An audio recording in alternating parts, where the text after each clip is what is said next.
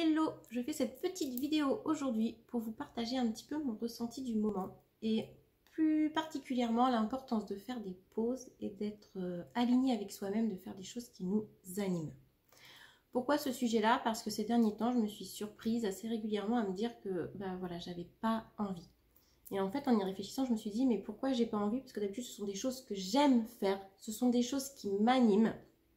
Et là, ces derniers temps, j'en ressentais moins l'envie. Et ça devenait plus une contrainte. Donc je me suis posé la question, pourquoi? Je me suis dit, qu'est-ce que je peux faire pour changer ça? Et ce que j'ai fait, c'est que j'ai fait une pause finalement. Je me suis dit, qu'est-ce qui m'oblige finalement à faire tout ça dans cet ordre-là, de cette façon-là? Qu'est-ce qui se passe si je fais une pause une journée? Par exemple, j'adore créer du contenu, j'adore faire des vidéos, j'adore partager tout mon savoir accumulé avec vous, j'adore faire mes coachings. Mais il y a certains moments le matin où quand j'ouvrais mon agenda, je me disais, là, il faut que je crée du contenu. Et c'est là où il y avait un petit problème, c'est qu'il faut que je crée du contenu. Normalement, c'est, je vais créer du contenu, j'ai envie de créer du contenu, ça me fait plaisir. Et en fait, en structurant un peu trop les choses, en me mettant vraiment des contraintes fortes, je me suis moi-même quelque part piégée. Je me suis piégée parce que tout est devenu contrainte et j'y prenais moins de plaisir. Donc là, je me suis dit, ok, stop, j'ai pas envie de créer du contenu tout de suite, je me sens pas inspirée. Non, je vais commencer par faire quelque chose que j'aime, quelque chose que là j'ai envie de faire tout de suite. Alors, ça peut être aller marcher, ça peut être aller boire un café, partager quelque chose avec quelqu'un, peu importe. Faire quelque chose qui m'anime.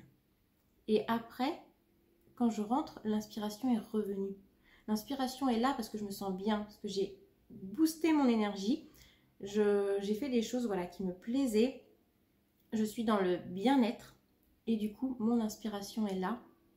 Et du coup, ce partage pour moi était beaucoup plus facile. J'avais envie, en rentrant, de recréer ce contenu, de partager quelque chose avec vous. Et je pense qu'il est très très important de s'écouter, d'écouter les signaux que nous envoie notre corps. On répète beaucoup trop souvent dans notre quotidien, il faut que je dois. En fait, qu'est-ce que vous devez réellement, quelles sont toutes ces contraintes que vous vous mettez? Vous devez faire les choses parce que ça vous apporte quelque chose, parce que ça vous fait plaisir. Si vous êtes en permanence dans la contrainte, ça ne va pas fonctionner. Ça ne fonctionnera pas sur le long terme, ça ne fonctionnera pas peut-être même sur le court terme parce que vous êtes tout le temps à vous obliger à faire les choses et du coup vous ne pouvez pas vous épanouir comme ça. Donc il est important de se recentrer. Et alors vous allez me dire, oui mais faire le ménage c'est une contrainte, préparer les repas le soir, passer 2 heures dans les bouchons. Alors tout ça, je l'entends. Mais quelque part, si vous le faites, c'est parce que le résultat, derrière, vous apporte quelque chose de positif. Si vous adorez préparer à manger, mais que c'est devenu une contrainte, mettez-vous des pauses, faites des pauses. De temps en temps, offrez-vous le droit de ne pas préparer à manger, de sortir quelque chose de rapide, de vite fait. Offrez-vous le droit de vous faire livrer. Vous avez le droit de dire de temps en temps stop, afin de de pouvoir garder votre énergie et garder ce plaisir qui est là, ce plaisir à vous.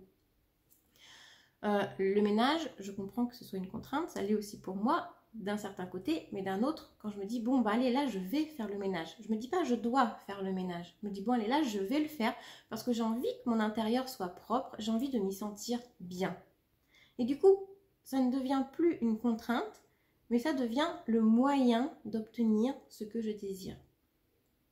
Si je n'attache pas d'importance à ce que mon intérieur soit propre, à ce moment-là, et que je fais quand même le ménage, c'est sûr que c'est une pure contrainte. Mais à ce moment-là, pourquoi se l'imposer? Pourquoi s'imposer cette contrainte si on n'y retire pas un plaisir derrière?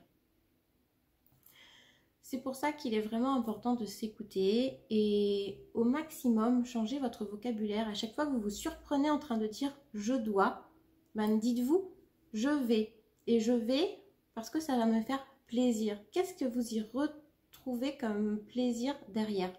Une fois que vous aurez fait cette tâche, qu'est-ce qui vous fera plaisir? C'est vraiment important parce que vous allez voir que ça va changer votre quotidien, ça va changer vos journées.